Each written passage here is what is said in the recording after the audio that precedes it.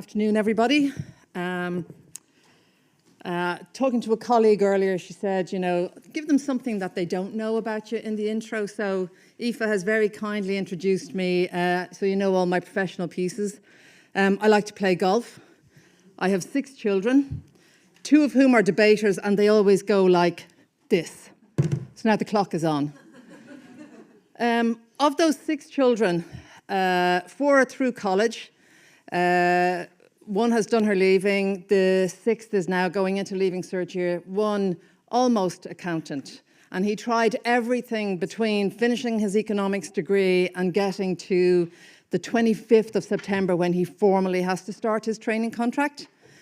And reflecting on some of the comments that we heard earlier today, his playback to me was, they want me to do audit and it's boring. So reflecting on, I suppose, Ian's point earlier as well, things we keep, we hear them again and again and again, and we either, let them pass or we do something about it. And I think that's what the call to us today is, because it's been a fascinating morning. I didn't go to college. I studied at night. I did a training contract, worked in the day, studied at night. And walking in today, I felt, there was something missing in my experience of getting to here. Talking with some of you during the lunch break and listening to your, I suppose, from the educator or the academic side, I would have loved to have been involved in that as well. But I guess we do all have our own journeys. And I suppose I was struck today as I was walking in by the symbolism of the place we're in. The youngest university, but the oldest educational establishment.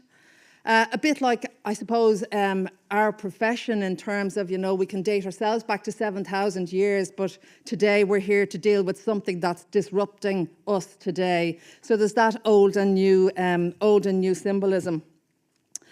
And yet I think what connects us today so really, really closely with that time gone by is that, the founders of Maynooth University or St. Patrick's, what did they call it at the time? That's the one, Michael. It's all about educating those who want to do public good. And that's what we are about. That's what they were in Maynooth 200 years ago. That's what we're about today. We're that group. So it's great to be here and really looking forward to, I suppose, expanding a little in terms of the conversation that we had earlier this morning and maybe bringing a tiny bit of a global perspective to that and reflect what's happening on the IFAC stage. And I'll try and do it in maybe 3 broad buckets. Look at the why. Look at what IFAC are doing and what are the changes that are possibly coming through from that. You've heard a bit about me. IFAC itself is the global organisation for the accountancy profession. And when I say accountancy profession, that's all of us. Because when IFAC look at its membership, either as public, as professional accountancy organisations, and it talks about those bodies, the members of those bodies, and what we do on a global basis. So we are all part of that wherever our profession lands. And the mission of IFAC is threefold. It's to actively support the development and implementation of high quality standards. It's to prepare a future-ready profession, and it's to speak out as the global voice of the profession. So that's what IFAC are doing. I guess that's what I'm lucky enough to be involved in. Today is important. It's an important topic. So at times I will refer to my script because I don't want to go astray. And when the time comes, if there are questions, I will answer them as well as I can. But the experts are in IFAC around this piece, so I would encourage you to engage with them as well. So let's look at the why, and really reiterating why we are here today. As we know, the demand for high-quality, investor-grade, sustainability-related information has been growing all across the globe. It has really rapidly become a mainstream issue, and that mainstream is, again, evidenced by what we're doing today. It's reflecting a demand to be better informed from the market participants, capital markets, the customers and the regulators. And again, we've heard all of that. So to meet those demands, the standard setters, they've responded, and they've responded really quickly by developing standards to address sustainability-related reporting assurance and ethics. The EU, as we've heard this morning, and again, probably worth repeating, they are looking to us to report in that space through the implementation of the CSRD. The ISSB has developed the global minimum baseline, and indeed, if we look at the pace with which the ISSB was stood up and has issued those two standards, that really is telling about the imperative or the drive in that space. That was within an 18-month time frame, so that's incredibly, incredibly quick. And yesterday, the IFSASB released its exposure draft for climate-related disclosures in the public sector. And that's now gone out to consultation, and the expectation is that they will issue that or publish that at some stage in 2025. And I know Durarca is already organising the seminar for all of us to go to on that space. I'm busy that day, Durarca.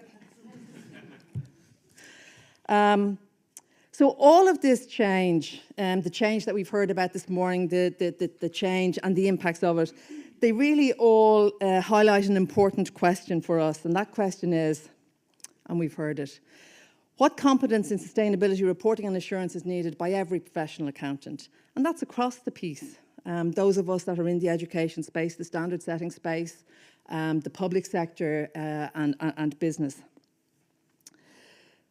With everything that's happening and the pace that it's happening at, we need to ask ourselves, how do we equip ourselves to continue to be relevant and deliver? And not only us, but the accountants of the future. The International Federation of Accountants is responsible for maintaining and promoting the international education standards. And they oversee the standard revision process. The last revision, I think, was done in 2021. Was published in 2021. It would have been following a 2.5 or 3 year revision cycle. And it was around the type of technology changes, the technological changes, again, that we spoke about and that were happening in that time. I don't think that IFAC envisaged that they would be back in this space so soon, but they are, and they've responded, I guess, reasonably quickly. Within IFAC, we have the International Panel for Accounting and Education, and that's a key feature of IFAC's approach to advancing accountancy education at a global level.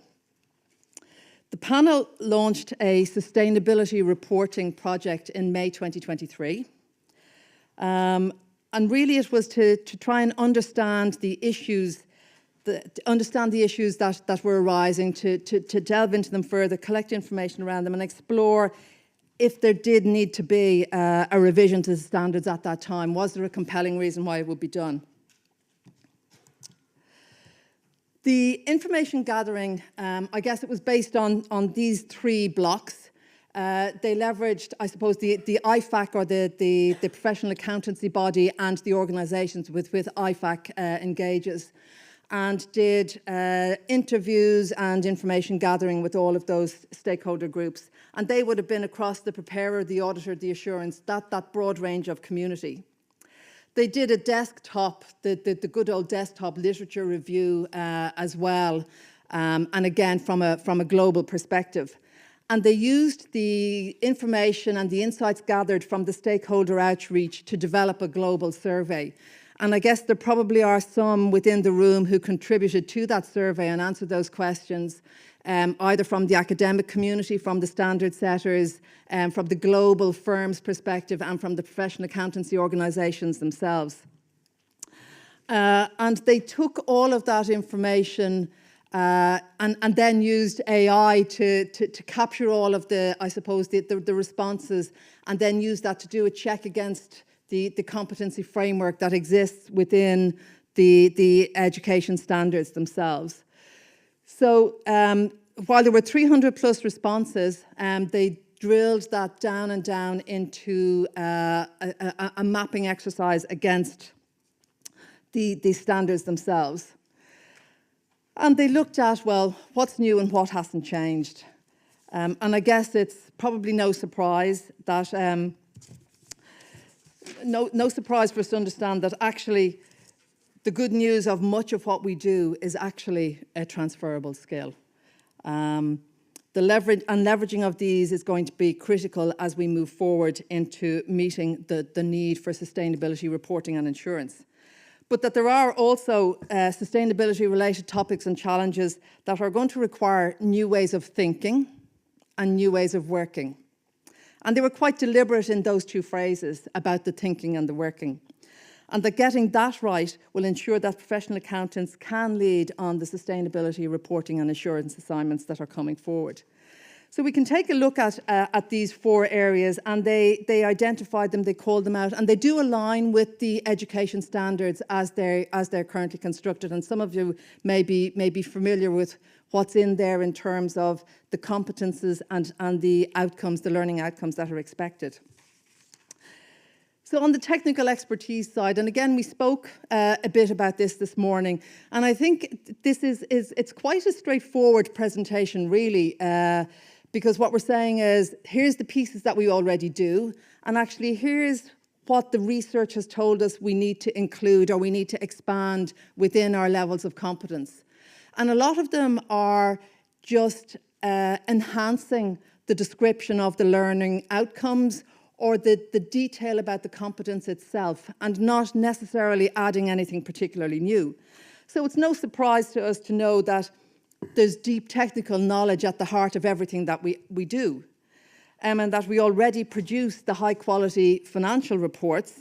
We already provide that information to management for decision making, and we do develop and maintain the systems of control. So all of that is very evident, and through that we provide the trust and confidence that I think Ian spoke about, that Kevin spoke about. That is the building block of our delivery. But it also reflects that to enhance the technical expertise, we need to understand the new standards. We need to understand the standards around reporting, assurance and ethics when they come out, and that we need to know what changes that is going to make to how we measure, for example, and the things we measure. And you know, the one that gets trotted out because everybody's familiar with is about the greenhouse gases. It's the carbon reduction. And I'm sure that already in your organisations you're doing some of that measuring. We're doing it ourselves. From a public sector perspective, we've got the public sector climate action plan driving us into those sort of things. So we're becoming familiar with it, maybe in a different way to the Kerry group with the big reporting initiatives that they've had to track through. But we are all in that space. So we will be able to leverage our existing skills. We'll be able to leverage them to develop the necessary controls, because that's what we do. And maybe we do need to go and visit the pathology lab to work out how we do it and why we do it, but it is building on a competence that we already have around developing those controls, and that they will underpin the data that we then need to use in the assurance. We'll also need to, I suppose, think about how these information types feed into the reporting. But again, we've got that skill. We are doing it already, so it's about engaging in the next step. And it is, I suppose, whether those reports are either internal or external. In addition to this, on the technical expertise side, there is a competence change, and those of you who may be familiar with IES2 will know that audit and assurance are described together as a competence, but the proposal is that assurance will be separated out. And it would allow sustainability assurance or a broader discussion around insurance, and not just the financial assurance aspect of it. The feedback from the survey also confirmed that accountants already have strong business acumen, and again, presenting it in what we already do and what could be the enhancements to the training or the education of an accountant or a finance professional. We showed the acumen through our understanding of the business models, the value chain, the risk, the governance, and the strategic decision making that has to take place. But again, as in the technical expertise, in the sustainability agenda, we need to just build on these. We need to become systems thinkers. And I think that came up, maybe the phrase wasn't used this morning, but that concept of connected, critical thinking, and expanding out beyond the finance, how it connects with climate or sustainability or that other piece. And it shows that we will be thinking about the impact of global sustainability. And I suppose global, we mean in our own universe, not necessarily the global perspective, again, taking the size of the organisation into perspective. So we do have to develop that understanding, or certainly articulate the understanding that we probably already have and do explore with our colleagues about how finance and the rest of the organisation is connected. And talk about it and engage in the risks and the considerations around that.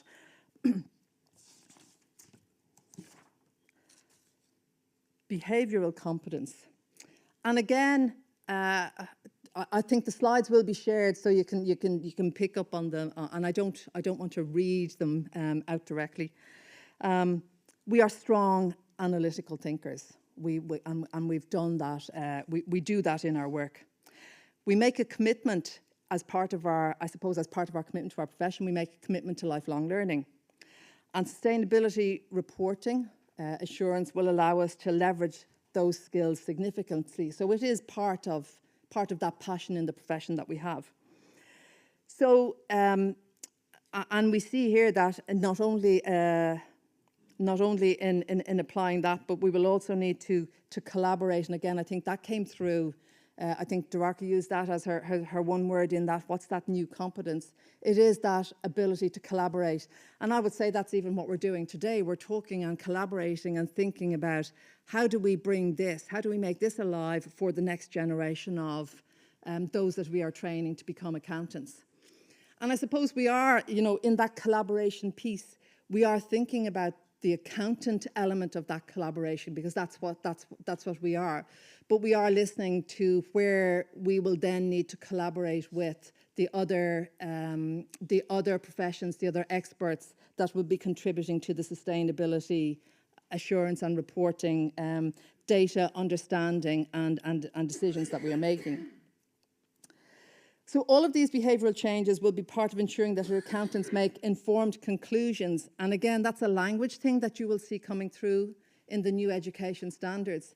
And we're moving away from, precise decision making and talking about informed conclusions and making a broader, a broader understanding that there is more than just binary information required for the decision making. So we are expanding who's being involved in the consideration of the conclusions that are being made, and that they're not being made, those conclusions are not being made in isolation without seeking other, other perspectives and other views on what is being reflected.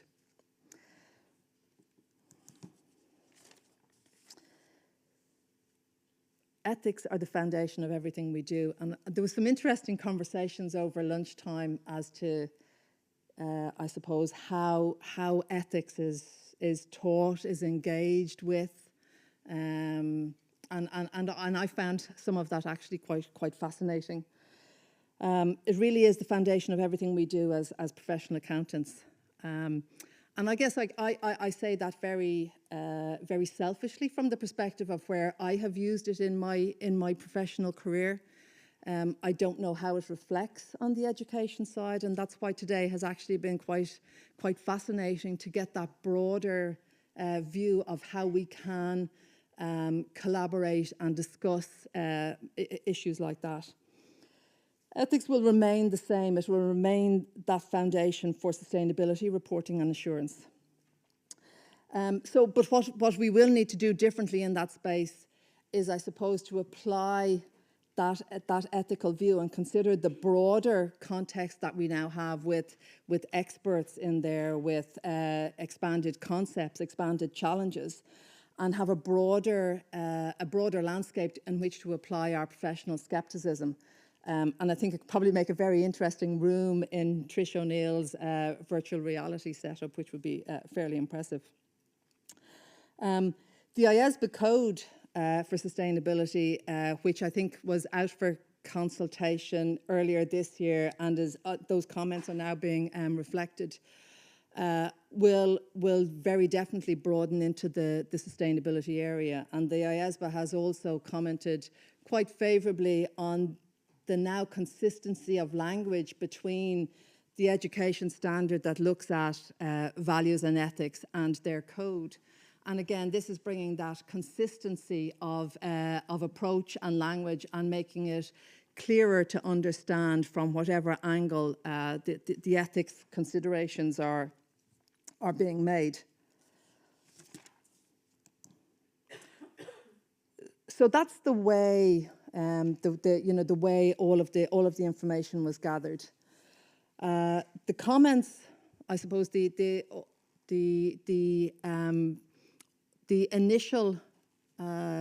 initial feedback from the survey was then reflected into changes to 3 of the standards: the technical expertise, the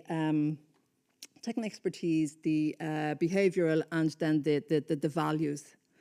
And that went back out into the community for review. And again, a very substantial engagement from all of the relevant stakeholders in reviewing what was going to be the education standards.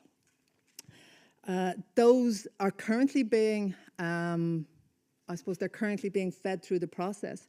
And actually the engagement back into the panel was so extensive that next Friday the panel are coming to the IFAC board to say, here's what we've got.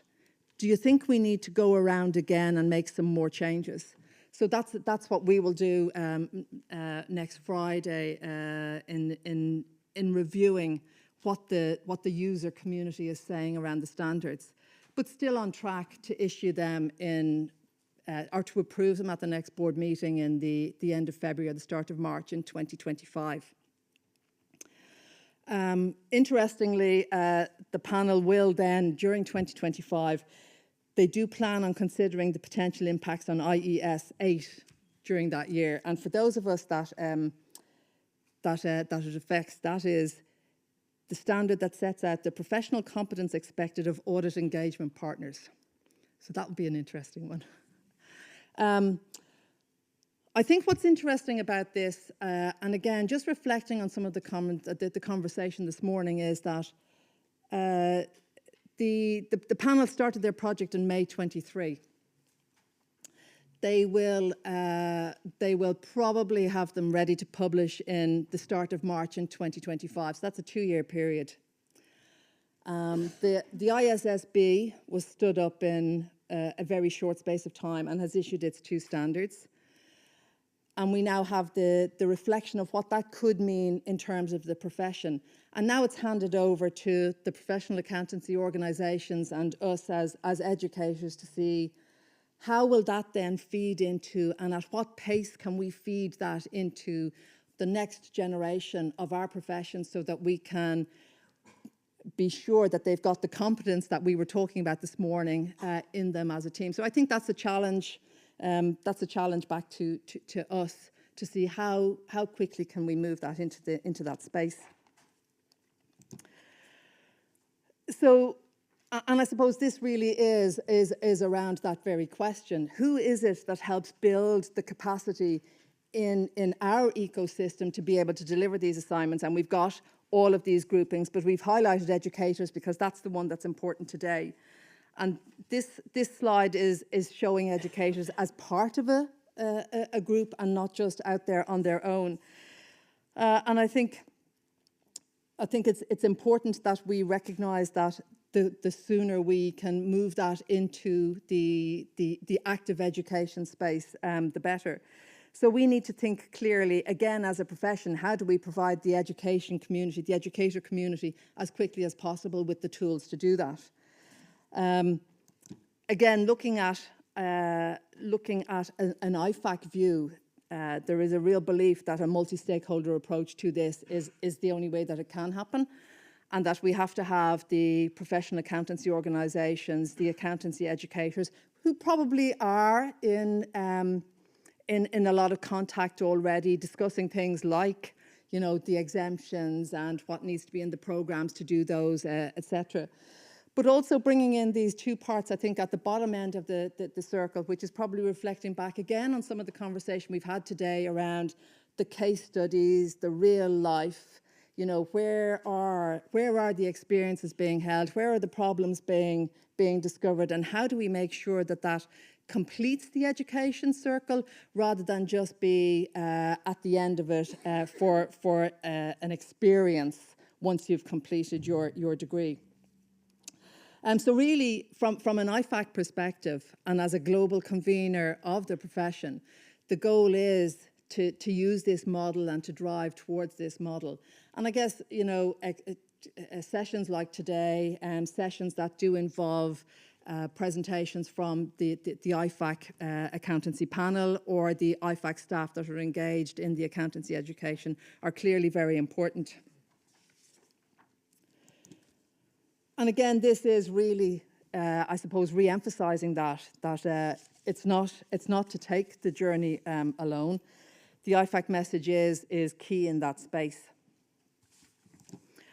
And I guess to re-emphasise that, or certainly to support it, there are resources that are there that are there already. The 4 panels that I showed you in the middle of the presentation, that's available on the IFAC website in terms of where do we need to get to. So in terms of looking at and designing already into our system, I didn't think I'd get the 5-minute flag. So in terms of designing, you know, even now into where the education space can go, those offer us some fairly clear signals as to what is coming through and what will be published in the start of next year. So sustainability has become a mainstream issue, and the call to action really does affect us all. All of those resources are there available to help. In conclusion, what I would say is that as a profession, we have grown, we've learned, and we've evolved sometimes in the most extenuating of circumstances. Those events seem to have come closer and closer together, and we can point to COVID, we can point to the cost of living crisis, we can point to a lot of things that have happened even in the last decade that has really evolved and pushed our profession on very, very quickly. We can look that throughout the profession we've adapted, and that's how we've thrived. We've moved from whether it's the abacus, the spreadsheet, Excel, the laptop, and all of those innovations that have moved us on, and we have thrived as a profession in that space. The findings of the research and the engagement that IFAC have done, they really do stress the importance of professional accountants being system thinkers and opening up what we do to include everything, to include engaging with and collaborating with what happens in our business environment. And the updating of the standards will support that shift in competence. It will support it in terms of the language and the learning outcomes. And encouraging the collaboration that will help us as a profession to achieve the confidence and trust in the reporting and assurance assignments. So I hope just in those few minutes I've managed to give, you know, a reasonably clear path through where the standards, where the global thinking is on that. And I really do look forward to this event next year and just being able to talk about the audit engagement partners and what they have to do. Thank you.